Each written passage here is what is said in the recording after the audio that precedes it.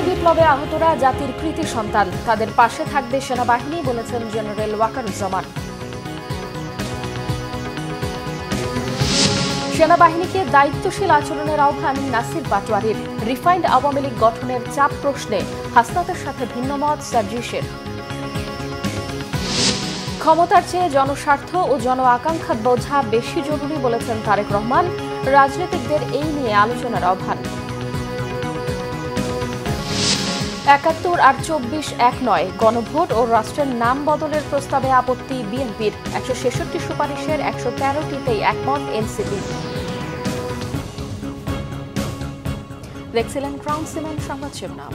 জুলাই বিপ্লবে আহতদের মনোবল না হারানোর আহ্বান জানিয়েছেন সেনাবাহিনীর প্রধান জেনারেল ওয়াকারুজ্জামান। তিনি বলেছেন, গণ অভ্যুত্থানে আহতরা জাতির কৃতি সন্তান, তাদের সহায়তায় সেনাবাহিনী সবসময় পাশে থাকবে। গণ অভ্যুত্থানে আহতদের সম্মানে রবিবার ঢাকা ক্যান্টনমেন্টের সেনামা লঞ্চে আয়োজিত ইফতার মাহফিলে এসব কথা বলেন তিনি।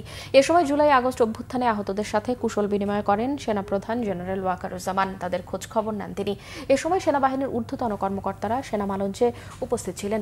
সেনাবাহিনী প্রধান জানান, ব্যবসায়ী, উদ্যোক্তা, ব্যাংকার ও ডিজিএফআই এর সহায়তায় গণ অভ্যুত্থানে আহতদের সহযোগিতার পাশাপাশি ২ শতাধিক আহতকে চিকিৎসা সেবা দেয়া হচ্ছে। ভবিষ্যতেও তাদের সহায়তা অব্যাহত থাকবে বলেও জানান সেনাপ্রধান। আহতদের চিকিৎসা আমরা দিয়েছি এবং দিয়ে যাচ্ছি। আমাদের এই সাহায্য সহযোগিতা, সবার এই সাহায্য সহযোগিতা সবসময় জারি থাকবে ইনশাআল্লাহ। আপনারা কখনো মনোবল হারাবেন না। মনোবল হারানোর কিছু নাই। আপনারা জাতির কৃতি সন্তান। আপনারা এই দেশ এবং জাতির জন্য অনেক কিছু ত্যাগ করেছেন। আমি আপনাদের অভিনন্দন জানাচ্ছি, আপনাদের প্রতি কৃতজ্ঞতা জানাচ্ছি এবং আপনাদেরকে এই অ্যাসুরেন্স দিচ্ছি যে আমরা সবসময় আপনাদের পাশে থাকবো ইনশাআল্লাহ। আওয়ামী লীগ নিষিদ্ধের প্রশ্নে কোনো ছাড় নয়। সেনাবাহিনীকে রাজনীতি নিয়ে দায়িত্বশীল আচরণ করার আহ্বান জানিয়েছেন জাতীয় নাগরিক পার্টির মুখ্য সমন্বয়ক নাসির উদ্দিন পাটোয়ারি। রবিবার জাতীয় নাগরিক পার্টির অস্থায়ী কার্যালয়ে শ্রমিক উইং গঠন নিয়ে আয়োজনে সংবাদ সম্মেলনে এসব কথা বলেন নাসির উদ্দিন পাটোয়ারি। তিনি বলেন, জাতীয় নাগরিক পার্টির নেতাদের সাথে সেনাবাহিনীর বৈঠকের বিষয়ে আনুষ্ঠানিকভাবে আইএসপির বক্তব্য দিলে এনসিপিও দলীয় প্রক্রিয়া জানাবে। ৫ আগস্ট পরবর্তী ক্যান্টনমেন্টে আওয়ামী লীগের যারা আশ্রয় নিয়েছিলেন তাদের বিষয়ে পরিষ্কার বক্তব্য না আসা পর্যন্ত কাউকে বিশ্বাস করা যাবে না বলেও মন্তব্য করেছেন নাসির উদ্দিন পাটোয়ারি। দেশে আওয়ামী লীগের রাজনীতি বন্ধে রাষ্ট্রীয় প্রতিষ্ঠানও যদি বাধার কারণ হয়, তাদের বিরুদ্ধেও লড়াইয়ের ঘোষণা দিয়েছেন এনসিপির এই নেতা। দলটির সাথে নির্বাচন কেন্দ্রিক আলোচনায় সেনাবাহিনীর বৈঠকের বিষয়ে সিদ্ধান্ত নিতে রাতে বৈঠকে বসার কথাও জানান নাসির উদ্দিন পাটোয়ারি।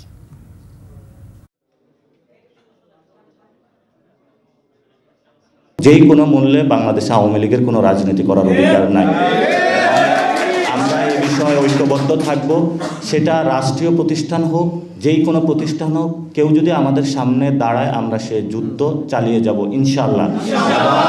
সেই ক্ষেত্রে সেনাবাহিনীর থেকে আমরাও তাদেরকে বলবো যে আপনারা দায়িত্বশীল আচরণ করুন। পলিটিক্যাল ম্যাটার, পলিটিক্যাল যারা পার্সন দল রয়েছে তাদেরকে আপনারা ডিল করতে দেন এবং এখানে বিভিন্ন জায়গা থেকে যদি কোনো গোষ্ঠী বিভাজনের প্রচেষ্টা চালায় সেটা নিয়ে এনসিপি ঐক্যবদ্ধ ছিল, থাকবে এবং ভবিষ্যতে বাংলাদেশের পক্ষে কাজ করে যাবে। রিফাইন্ড আওয়ামী লীগ গঠনে জাতীয় নাগরিক পার্টির নেতাদের চাপ দেওয়া হয়েছিল। হাসনাত আবদুল্লার এমন স্ট্যাটাসের সাথে দ্বিমত প্রকাশ করে ফেসবুকে লিখেছেন দলটির উত্তরাঞ্চলের মুখ্য সংগঠক সার্জিস আলম। রবিবার সকালে দেয়া এক পোস্টে তিনি লেখেন, তার জায়গা থেকে তিনি সেনাপ্রধানের সেদিনের বক্তব্যকে সরাসরি প্রস্তাব দেওয়ার আঙ্গিকে দেখছেন না, বরং সরাসরি অভিমত প্রকাশের মতো করে দেখেন। রিফাইন্ড আওয়ামী লীগ না আসলে দীর্ঘমেয়াদে দেশের পরিস্থিতি এবং রাজনৈতিক দলগুলোর মধ্যে যে সমস্যা সৃষ্টি হবে সেটাই সেনাপ্রধান অতি আত্মবিশ্বাসের সাথে বলেছিলেন। সার্জিস বলেছেন, যেভাবে এই কথাগুলো ফেসবুক স্ট্যাটাসের মাধ্যমে এসেছে এই প্রক্রিয়াটি তার সমীচীন মনে হয়নি, বরং এর ফলে পরবর্তীতে যে কোনো স্টেক হোল্ডারের সাথে গুরুত্বপূর্ণ আলোচনায় আস্থার সংকটে পড়তে পারে। একই সাথে আওয়ামী লীগের যে কোনো ভার্সনের রাজনীতির বিরুদ্ধে লড়াই অব্যাহত রাখার কথাও জানান সার্জিস আলম। বিএনপির ভারপ্রাপ্ত চেয়ারম্যান তারেক রহমান বলেছেন, জনগণের প্রত্যাশা রাজনৈতিক দলগুলো তাদের নিয়ে কাজ শুরু করবে। সংস্কার নিয়ে কথা হবে, কার ক্ষমতা বাড়বে আর কার ক্ষমতা কমবে সেগুলোর পাশাপাশি জনগণের চাওয়া নিয়েও চিন্তাভাবনা করার আহ্বান জানান তিনি। জাতীয়তাবাদী সমমনা জোট আয়োজিত ইফতার মাহফিলে এসব আহ্বান জানান বিএনপির ভারপ্রাপ্ত চেয়ারম্যান। আহমেদ সরওয়ারের রিপোর্ট। পবিত্র মাহে রমজান উপলক্ষে রাজনীতিবিদদের সম্মানে ইফতার ও দোয়া মাহফিলের আয়োজন করে জাতীয়তাবাদী সমমনা জোট। এতে লন্ডন থেকে ভার্চুয়ালি যুক্ত হন বিএনপির ভারপ্রাপ্ত চেয়ারম্যান তারেক রহমান।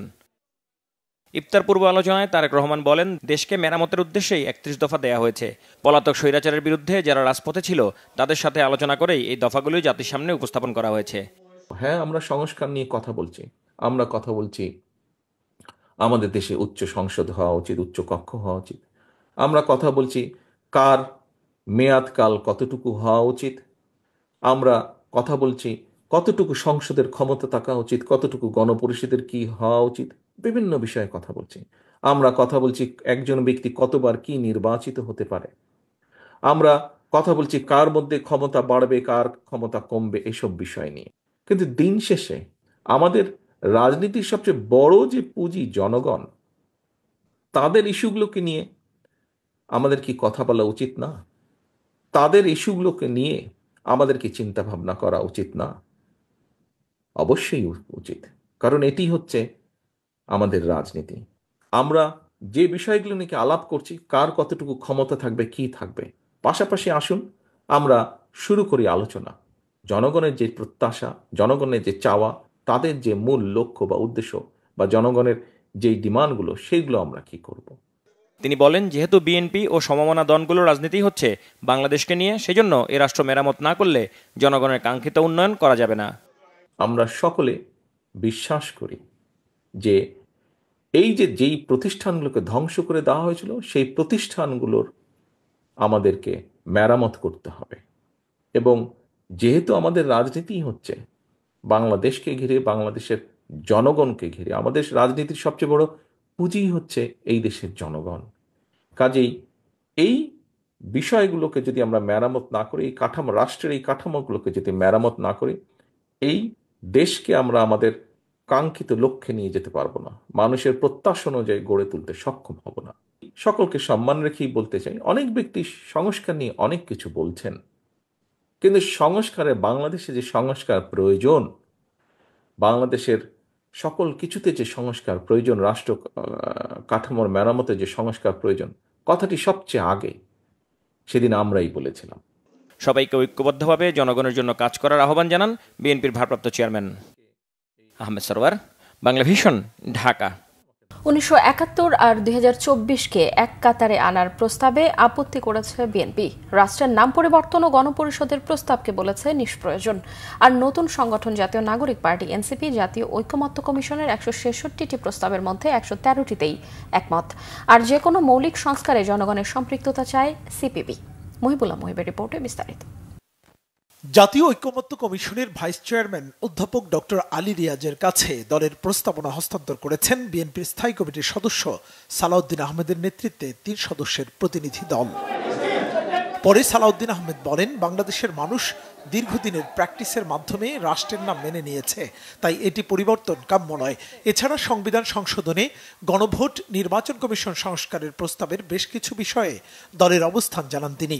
নির্বাচন কমিশনকে দায়বদ্ধতার জন্য সংসদীয় স্থায়ী কমিটির কাছে জবাবদিহিতা করতে হবে বলে একটা সুপারিশ এসছে। তাতে আমরা মনে করি যে নির্বাচন কমিশন বর্তমানে যারা আছে এবং ভবিষ্যতে যারা আসবে, তারা তাদের দায়বদ্ধতার জায়গাটা স্ট্যান্ডিং কমিটি পার্লামেন্টের কাছে না রেখে, বিদ্যমান যে ব্যবস্থা আছে যে সুপ্রিম জুডিশিয়াল কাউন্সিলের আওতাধীন আছে, যে একজন সুপ্রিম কোর্টের বিচারক যেভাবে অপসারিত হয়, সেই একই প্রক্রিয়াটা নির্বাচন কমিশন এবং আরও 2-1টা সাংবিধানিক প্রতিষ্ঠানের ক্ষেত্রে প্রযোজ্য। পার্লামেন্টের স্ট্যান্ডিং কমিটির কাছে, যেটা অনেকটা রাজনৈতিক সভা হিসেবে আমরা মনে করি, সেখানে নির্বাচন কমিশনের মতো স্বাধীন সাংবিধানিক প্রতিষ্ঠানের জবাবদিহিতা রাখাটা উচিত মনে করছি না আমরা। সংবিধানের সবচাইতে গুরুত্বপূর্ণ এবং একটি প্রথম পৃষ্ঠার অংশ হচ্ছে প্রস্তাবনা, প্রিয়াম্বল নামে আমরা যেটাকে চিনি।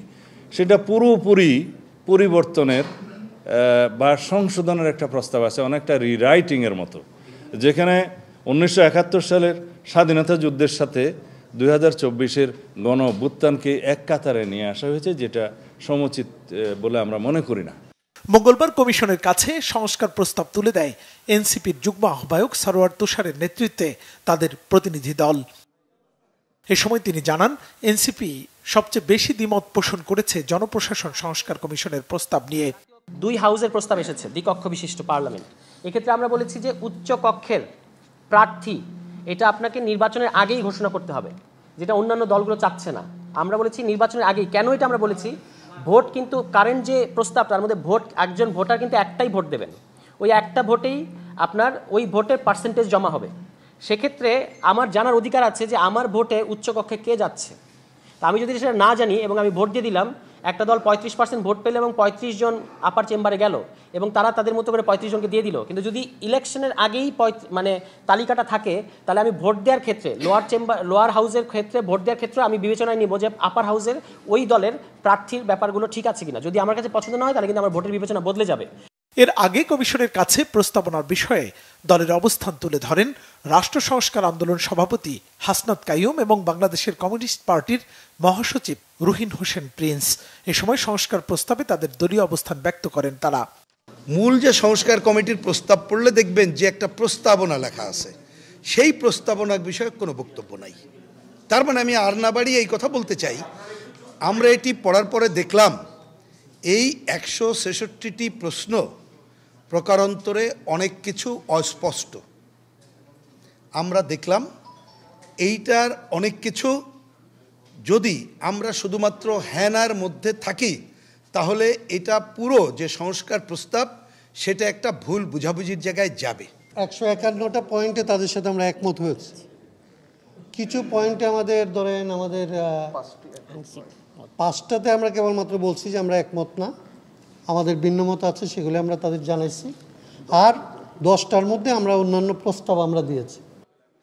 মুহিবুল্লাহ মুহিব, বাংলা ভিশন, ঢাকা। আশুলিয়ায় হত্যার পর 6 লাশ পোড়ানোর ঘটনার মামলা তদন্ত শেষ বলে জানিয়েছেন চিফ প্রসিকিউটর তাজিল ইসলাম। জুলাই আগস্টের গণহত্যা মামলাগুলোর মধ্যে এটি প্রথম কোনো মামলার তদন্ত সম্পন্ন হলো। যাচাই বাছাই ও পর্যালোচনা শেষে চিফ প্রসিকিউটরের অফিস আনুষ্ঠানিকভাবে অভিযোগ দাখিল করবে। রবিবার এক সংবাদ সম্মেলনে এই কথা জানিয়েছেন আন্তর্জাতিক অপরাধ ট্রাইব্যুনালের চিফ প্রসিকিউটর। ঈদের পর আরও 3-4টি মামলার তদন্ত রিপোর্ট হাতে পাওয়ার প্রত্যাশা করেন তিনি। এর মধ্যে শেখ হাসিনার বিরুদ্ধে একটি মামলার তদন্ত রিপোর্ট থাকবে। এক প্রশ্নের জবাবে চিফ প্রসিকিউটর বলেন, দল হিসেবে আওয়ামী লীগের বিচার আন্তর্জাতিক অপরাধ ট্রাইব্যুনালে করা সম্ভব, কিন্তু সেটির জন্য রাজনৈতিক সিদ্ধান্তের প্রয়োজন। আওয়ামী লীগের বিরুদ্ধে জুলাই হত্যাকাণ্ডে সম্পৃক্ততার যথেষ্ট প্রমাণ ট্রাইব্যুনালের হাতে আছে।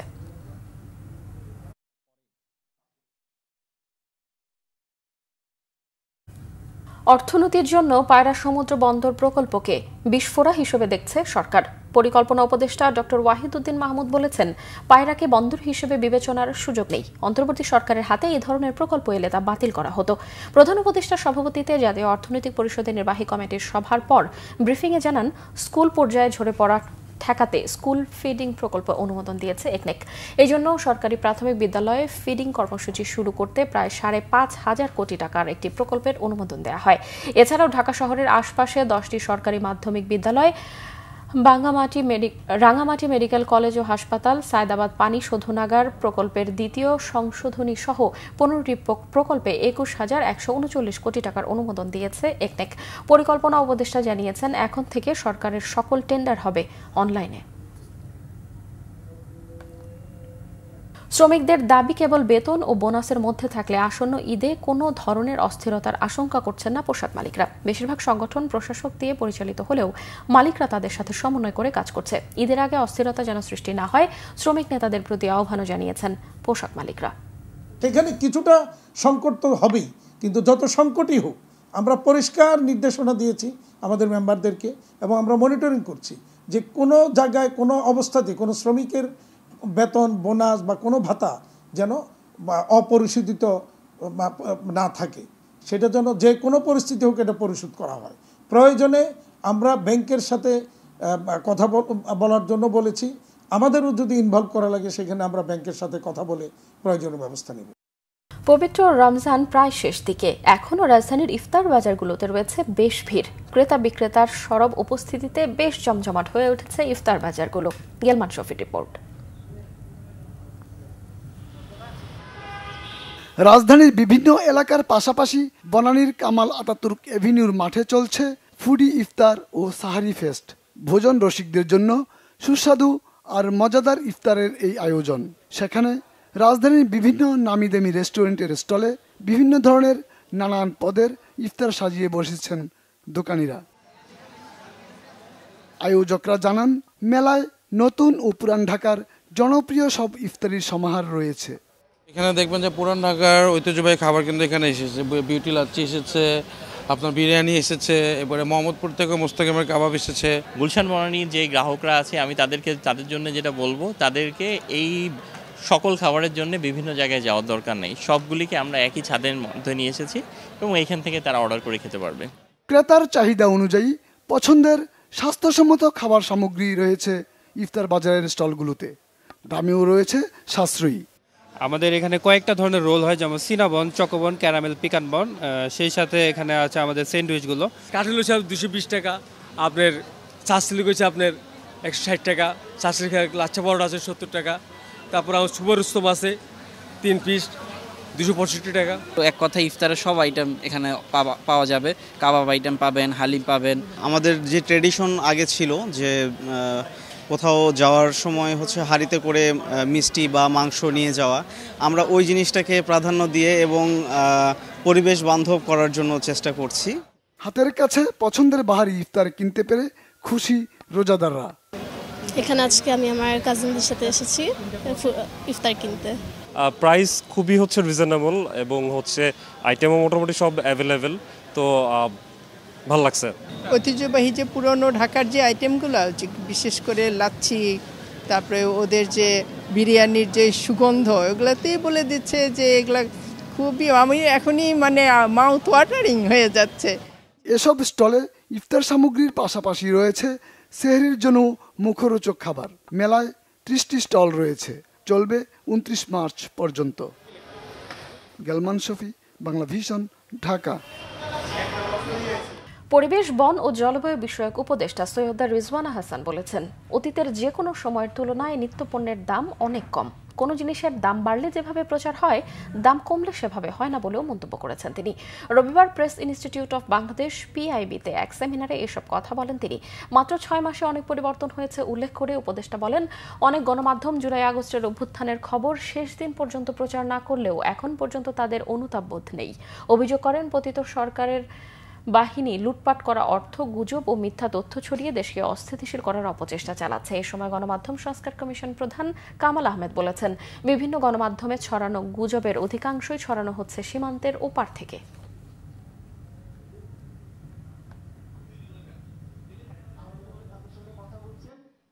অনেক মাধ্যম একেবারে সাইলেন্ট ছিলাম শেষ দিনের আগের দিনটা পর্যন্ত, তাদেরকে কিন্তু কাউকে অনুতপ্ত হতে দেখি নাই। এখন আইন দিয়ে অনুতপ্ত হওয়া মানে হচ্ছে আপনাকে বন্ধ করে দেওয়া, আপনার বিরুদ্ধে শাস্তি নেওয়া, কিন্তু আসলে মানুষের বিবেক জাগ্রত করতে যে প্রতিষ্ঠানগুলো কাজ করে, সেই প্রতিষ্ঠানগুলো যখন দেখবে যে তারা ভুল তথ্য দিয়েছে, এতটা বছর তো কেবল একটা রাজনৈতিক সরকারই আমাদেরকে প্রতারিত করেনি, তার ওয়েপন হিসাবে যে সমস্ত মাধ্যম কাজ করেছে, সংবাদ পরিবেশনার মাধ্যম, তারাও তো নিজেকে দোষের ঊর্ধ্বে দাবি করতে পারেনি, কিন্তু সেখানে কিন্তু কোনো অনুতাপ বোধ আমরা দেখিনি।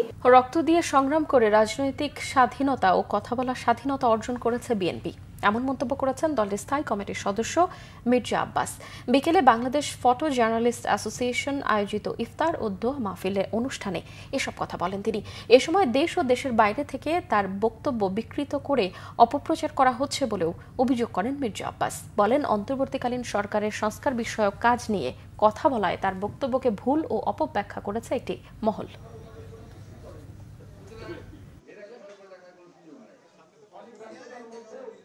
রাজনৈতিক স্বাধীনতা, বক্তব্যের স্বাধীনতা, এটা আপনারা যারা বাইরে আছেন আপনারা কিন্তু অর্জন করেন নাই, এই অর্জন আমরা করেছি। আমরা বুকের তাজা রক্ত ঢেলে দিয়ে অনেক দিন জেলে থেকে, জেলে পচে পচে পরিবারকে ধ্বংস করে দিয়ে আমরা কিন্তু কথা বলার অধিকারটা আদায় করেছি। সুতরাং আমাদের কথা শুনুন, আমাদের কথা বোঝার চেষ্টা করুন, নির্বোধরা আমার কথা বুঝবে না। কোনো একটি দলকে অথবা একটি গোষ্ঠীকে সুবিধা দেওয়ার জন্য জাতীয় নির্বাচন পেছানোর যে কোনো ষড়যন্ত্র রুখে দেবে বিএনপি, হুঁশিয়ারি দিয়েছেন দলীয় চেয়ারপারসনের পররাষ্ট্র বিষয়ক উপদেষ্টা কমিটির বিশেষ সহকারী ইঞ্জিনিয়ার ইশরাক হোসেন। রবিবার নয়াপল্টন বিএনপির কার্যালয়ে সাদেক হোসেন খোকা ফাউন্ডেশনের উদ্যোগে বেগম খালেদা জিয়ার রোগ মুক্তি, দলের ভারপ্রাপ্ত চেয়ারম্যান তারেক রহমানের সুস্বাস্থ্য এবং অবিভক্ত ঢাকার সর্বশেষ মেয়র বীর মুক্তিযোদ্ধা সাদেক হোসেন খোকার বিদেহী আত্মার মাগফিরাত কামনায় দোয়া ও ইফতার মাহফিলে তিনি এসব কথা বলেন।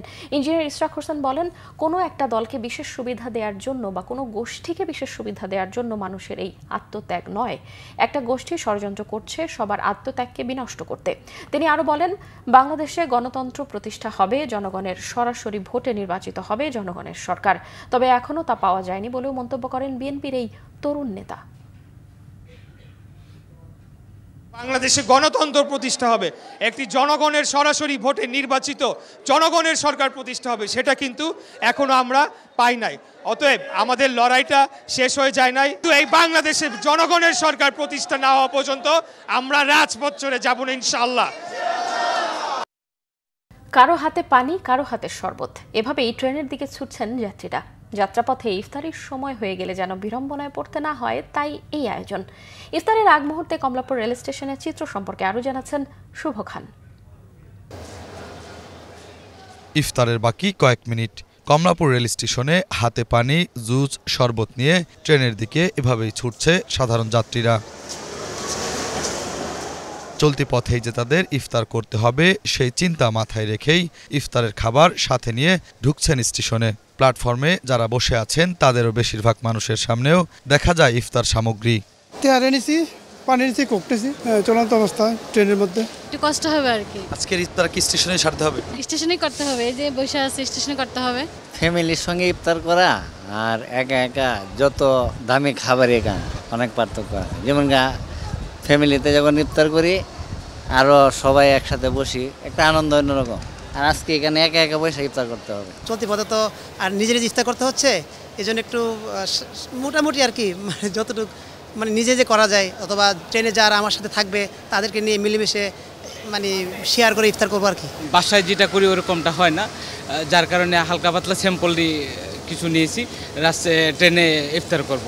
যাতে ইফতার নিয়ে যাতে কোনো টেনশন না করা লাগে, এই জন্য আগে থেকে নিয়ে নিলাম আর কি। ট্রেন ছাড়ার সময় ঠিক ইফতারের 5 মিনিট পর যাত্রীরাও যে যার মতো খাবার সামনে নিয়ে বসে আছেন, জানান নিজেদের অনুভূতির কথা। আল্লাহর কাছে লক্ষ কোটি শুকরিয়া। আমি গাজীপুর থেকে মতিঝিল এসে ডিউটি করি। হয়তো রোজার আগে আমার অনেক কষ্ট হয়েছে, কিন্তু রোজার রেখেও আমার কষ্ট হচ্ছে না। কিছু কিছু দিন আমি গাজীপুরে যাই করতে পারি, বেশিরভাগই ট্রেনে করতে হয়। এটা আসলে একটা অন্যরকম অনুভূতি। আরও যদি মনে করেন যে সাথে বন্ধু বান্ধব, আত্মীয় স্বজন যদি থাকে, আরও ভালো লাগবে আপনার জার্নিতে। বিশেষ করে আমার সাথে আমার শ্বশুর আছে, এই জন্য জার্নিতে এটা আপনার নতুন এক অনুভূতি, এই প্রথম। ট্রেনের কর্মকর্তারাও প্ল্যাটফর্মের উপর বসেই সারছেন ইফতার, যদিও এভাবেই প্রতিদিন ইফতার করতে হয় তাদের। প্রতিদিন ইফতার আমাদের তো ট্রেন 6টা 15 বাজে, তো আমরা ট্রেন ইফতার বাহির থেকে নিয়ে আসি, তারপর আমরা ওই সবাই একসাথে বাইরে খাওয়া দাওয়া করি, ইফতারটা করি আর কি। পরিবারের সাথে বছর ইফতার করা হয়েছে? না, এখন পর্যন্ত একদিনও হয় নাই, যতদিন ডিউটি অবস্থায় ডিউটি চলতেছে। হয়তো মনে হয় না ঈদের আগে যাওয়া হবে, ইফতারি করা হবে। ইফতারের আজান পড়েছে, চলতি পথের মানুষ ইফতার শুরু করেছেন, কেউ পানি, কেউ শরবত, কেউ বা তেহারি দিয়ে। পরিবার ছাড়া চলতি পথের মানুষগুলো চলন্ত অবস্থাতেই কমলাপুর রেল স্টেশনে ইফতার সারছেন। সিয়াম সাধনার মাসে বেশিরভাগ মুসলিমই রোজা পালন করেন, আর রোজা পালনকারীদের মধ্যে একটা শ্রেণীর মানুষ থাকে চলতি পথেই তাদের ইফতার সারতে হয়। কমলাপুর রেল স্টেশন থেকে শুভ খান, বাংলা ভিশন, ঢাকা। ঈদ ঘিরে দিন রাতের ব্যবধান ঘুচে গেছে দর্জিপাড়ায়। চট্টগ্রামের ঐতিহ্যবাহী খলিফা পট্টিতে এখন চরম ব্যস্ততা, চলছে নানা বাহারি পোশাক তৈরির কাজ। দেশীয় ফেব্রিক্সে এখানে বিদেশি ডিজাইনের নানা বাহারি পোশাক তৈরি হলেও ৭৮ বছরেও স্বীকৃতি মেলেনি কুটির শিল্পের। চট্টগ্রাম থেকে নাসির উদ্দিনের তথ্য ও ছবিতে ডেস্ক রিপোর্ট। দম ফেলার ফুরসত নেই চট্টগ্রামের খলিফা পট্টির কারিগরদের, মেশিনে কাজ চলছে অবিরাম। সুনিপুণ হাতে রকমারি পোশাক তৈরি করছেন এখানকার কারিগররা। এসব পোশাক চলে যাচ্ছে চট্টগ্রাম সহ দেশের বিভিন্ন জেলায়। প্রসিদ্ধ শপিং মলগুলোতে বিক্রি হচ্ছে চড়া দামে। 200-500 টাকা মাল, একটা বাজেট বেশি, ছোট মালের দাম অতিরিক্ত বেশি, এই জন্য আমরা বেচতে একটু কষ্ট পাইতেছি। মোটামুটি ভালো আছে, সেজন্য এখান থেকে কিনতে আসছে আর কি। তারপর ঢাকার থেকে আমাদের এখানে মালের রেট কম আছে কিছু, কাস্টমাররা আমাদের এখান থেকে মাল কিনে অনেক সন্তুষ্ট হইতেছে। অন্যান্য বছর থেকে 200, 300, 200, 250, 300 এইভাবে বেশি। প্রথমে হাতে খড়ি, এরপর খলিফা বা দর্জি, পর্যায়ক্রমে কাটিং মাস্টার, একই সাথে ডিজাইনারও তারাই। প্রায় 300 দোকানে কাজ করছেন 2000 শ্রমিক।